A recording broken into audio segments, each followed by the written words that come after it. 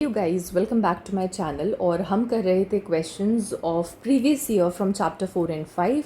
तो चलो करते हैं आज का question which is right vector form of बियोसवा लॉ। तो बियोसवा लॉ का हमें वेक्टर फॉर्म लिखना है, तो you just need to write that formula part and that would be enough. तो अगर मैं आपको याद दिलाऊँ तो that use to look like this: D B vector is equal to mu not upon 4 pi I D L vector cross vector R divided by R cube, या फिर आप ideal vector cross R cap upon R square भी कर सकते हो। ठीक है, either of the two कुछ भी आप लिख सकते हो यहाँ पे एंड दैट इज़ इनफ। चलिए नेक्स्ट क्वेश्चन की तरफ बढ़ते हैं।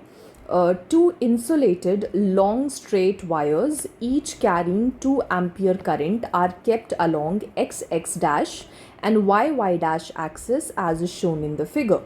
तो as you can see here, तो एक वायर तो इधर रखा हुआ है लाइक दिस, और एक वायर को परपेंडिकुलर डायरेक्शन में ऐसे रखा हुआ है लाइक दिस। ठीक है, करंट का जो डायरेक्शन है फ्लो करने का, that is from x dash to x and then that is from y dash to y। ये डायरेक्शन जो है वो हमें गिवन है। Okay, keeping in mind that find the magnitude and direction of resultant magnetic field at point P। Okay, तो हमें क्या करना है, हमें पॉइंट P पे विच इज़ 4,5 वहाँ पे हमें नेट मैग्नेटिक फील्ड बतानी है, मैग्नीट्यूड भी बताना है और साथ ही साथ डायरेक्शन भी बताना है। Okay, we will do that. उससे पहले अगर मैं आपको याद दिलाना चाहूँ द बेसिक फॉर्मूला जो हम यूज़ करते हैं for a straight long wire to find out the magnetic field, that used to be what, mu not upon 4 pi 2I by R, ये फॉर्मूला होता था राइट। तो we need current and we need distance. तो दोनों wires के case में मैं ज़रा यहाँ पर देख लेती हूँ कि क्या डिस्टेंस रहने वाला है। तो अगर मैं इस वाले वायर की बात करती हूँ तो इस पॉइंट से ये कितनी डिस्टेंस पर होगा, आप बता सकते हो मुझे? 5 पे होगा, यस। और अगर मैं बात करूँ इस वाले वायर की, दिस वायर की, वाई वाले वायर की, तो ये जो है ये कुछ इतने डिस्टेंस पर होगा, इतने डिस्टेंस पे, and that is nothing but कितना, 4।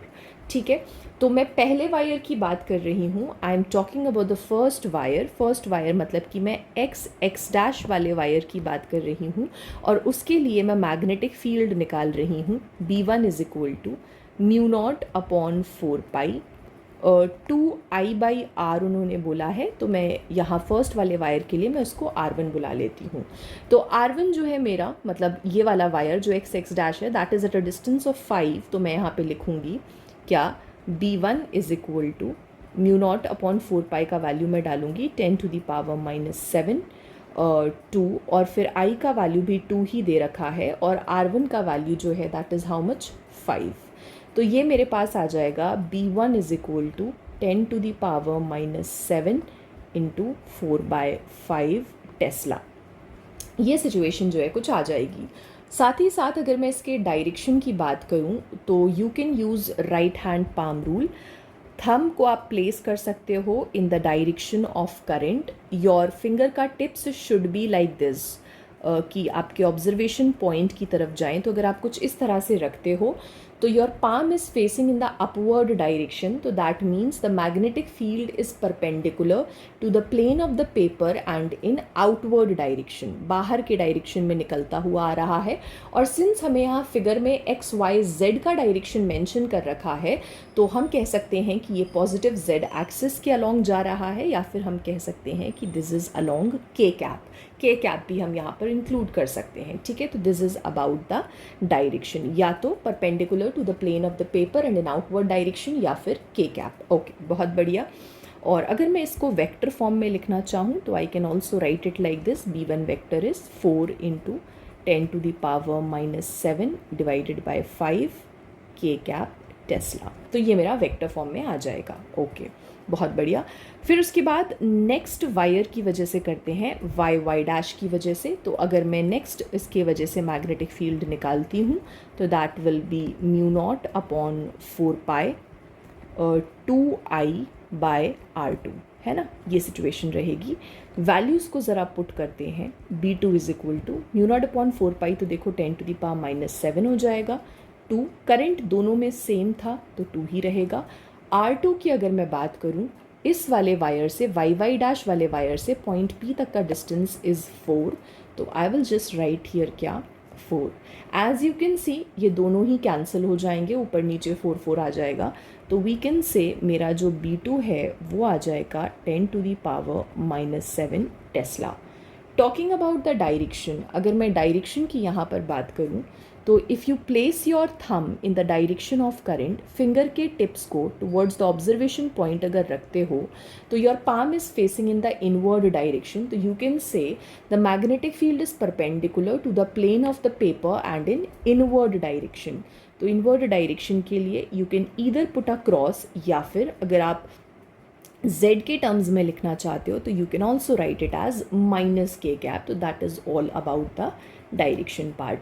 और अगर मैं इसको कम्प्लीटली वेक्टर फॉर्म में लिखना चाहूँ B2 वेक्टर, तो that will be simply what 10⁻⁻7 -k Tesla. This will be the answer. Okay, अब हमें निकालनी है नेट मैग्नेटिक फील्ड। डायरेक्शन और मैग्नीट्यूड दोनों ही साथ में निकालना है, तो what I will do is मैं इसको ना वेक्टर फॉर्म में ही सारा करती हूँ, तो मुझे मैग्नीट्यूड और डायरेक्शन साथ साथ मिल जाएगा। तो अगर मैं नेट मैग्नेटिक फील्ड की बात करती हूँ, if I talk about the net magnetic field, तो it is nothing but what the combination of vector B1 with the combination of vector B2। जो कुछ भी है मैं यहाँ पे लिख देती हूँ। B1 vector is how much, 4/5 into 10⁻⁻7 k cap. Okay, B2 is how much, 10⁻⁻7 minus k cap है, तो मैं इसको ऐसे कुछ लिख देती हूँ।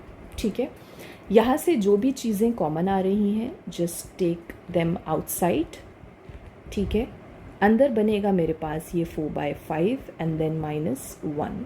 तो जब आप इसे कैलकुलेट करेंगे तो it will look somewhat like this, क्या 4/5 -1, तो it will be -1/5, right, -1/5 into 10⁻⁻7 k cap, या फिर मैं इसको ऐसे लिख सकती हूँ क्या, B net is equal to what 10⁻⁻7/5 -k cap Tesla.